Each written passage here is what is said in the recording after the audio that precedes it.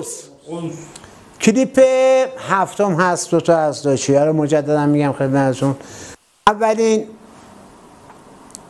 داچی که میگم کوکوسو داچی هستش، همون حالت یوی داچی یا فودو داچی که ایستادین، پای جلو به سمتی که میرین، چه هیداری که میگی، الان به سمت میگی میری، پا رو به سمت میگی میچرخونین روی پاشنه و پای عقب رو حالت یونجیگو به خاطری که تکیه گاه داشته باشه، ستون فقرات کاملا مستقیم، وزن بدن 70% رو پای عقب، 30% رو پای جلو، بدن زاویه 45 درجه. به این حالت میگن معمولا تکنیک های شوتو رو توی کوکوسو داچی میزنن.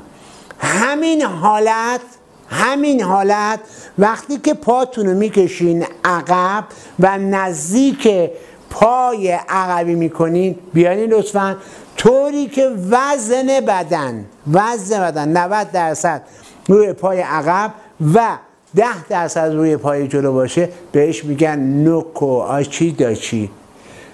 شرایط بدن همونطوریه، فقط وزن بدن پای جلو آزادتره. و این رو بدونین برای علمی تر انجام دادن این تکنیک میریم تو هیسوگو داچی برین. خب توی همون کاری که برای کوکوسو کردیم برای این هم میکنین. پا رو به سمتی که میخواین ببرین میبرین، پای عقبی 45 درجه، این پا میچرخه، باز همون حالت میگن نوکو آشی داچی، یعنی پا گربه اوس.